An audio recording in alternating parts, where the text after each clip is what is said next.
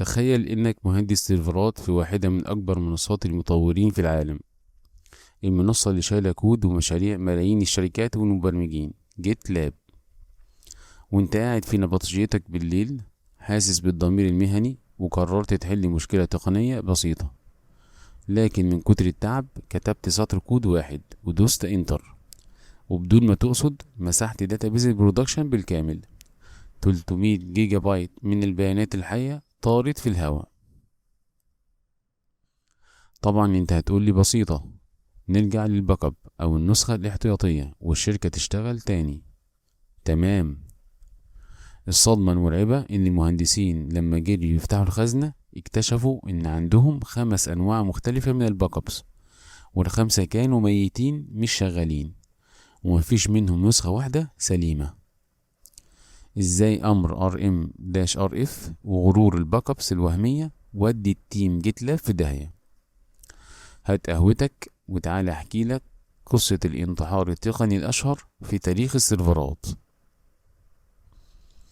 الحكاية بدأت لما السيستم بتاع جيت لاب اتعرض لهجوم الكتروني مفاجئ سبب ضغط رهيب على الداتابيز بوستجريس. الهجوم ده خلى السيرفر التاني الاحتياطي يتأخر بمسافة كبيرة في المزامنة مع السيرفر الأساسي، يعني حصل ريبليكيشن لاج. مهندس الانفراستراكشر المسؤول لقى ان السيرفر التاني مش راضي يجمع بيانات، ففكر في حل تقليدي جدا: انا هدخل امسح الفولدر الفاضي او اللي مهنج في السيرفر التاني ده، واعمل عملية المزامنة من اول وجديد عشان السيستم ينظف نفسه.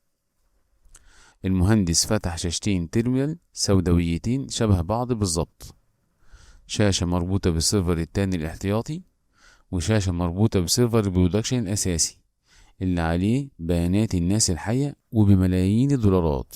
ولأنه كان شغال بقاله ساعات طويلة وتركيزه في الضياع خلط بين الشاشتين.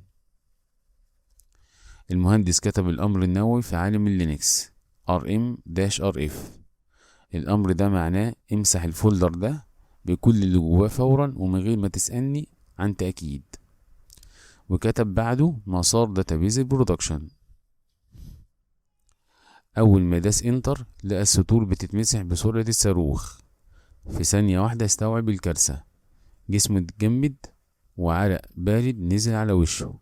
داس بسرعة على زرار الإلغاء عشان يوقف الأمر، لكن بعد إيه؟ خلال ثواني معدودة كان السطر ده مسح حوالي 300 جيجا بايت من البيانات الحية والمشاريع. الداتابيز الحقيقية ماتت إكلينيكيا، وموقع جيت لاب بالكامل وقع وفصل عن العالم.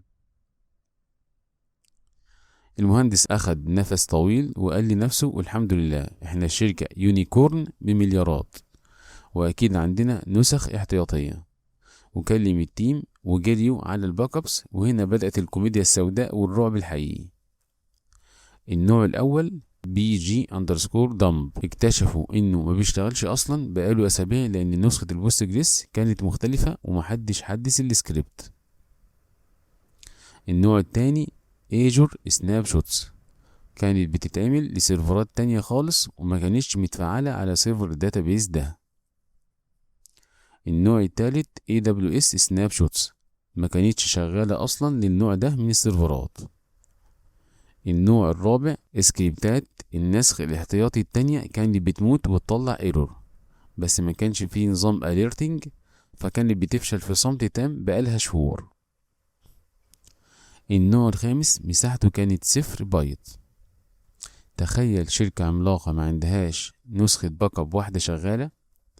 في النهاية وبعد ساعات من الصراخ والبحث لقوا مهندس كان واخد نسخة يدوية بالصدفة على سيرفر ستيجنج قبل الكارثة ب6 ساعات، ودي اللي أنقذت الشركة. لكنهم خسروا داتا 6 ساعات كاملة من شغل الناس ومشاريعهم. الجميل في القصة دي إن جيت لاب عملت حركة ذكية جدا، فتحوا بث مباشر على يوتيوب وشاركونا لحظة بلحظة وهم بيصلحوا المشكلة، والشفافية دي هي اللي أنقذت سمعتهم في السوق. حادثة جيت لاب هي المعيار الأساسي لكوابيس الباك ابس، والخلاصة الهندسية للنهاردة بتقول 4 حاجات لازم تحفرهم في دماغك.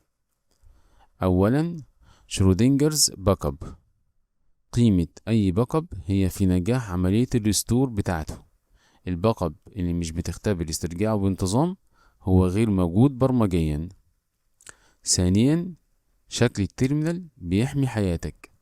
غير لون البرومبت أو شكل الشاشة لما تدخل على سيرفر البرودكشن، مثلا خلي لونها أحمر عشان عينك وعقلك يستوعبوا خطورة المكان اللي بتكتب فيه. ثالثا، الأكسس كنترول الصارم.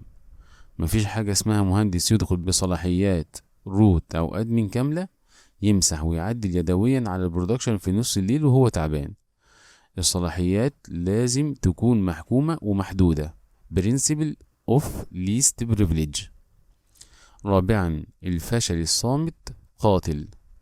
السايلنت فيليرز في الكرون جوبس والباك ابس هي قنبلة موقوتة. لو الباك اب ما بعتش رسالة تأكيد بنجاحه اعتبره فشل فورا.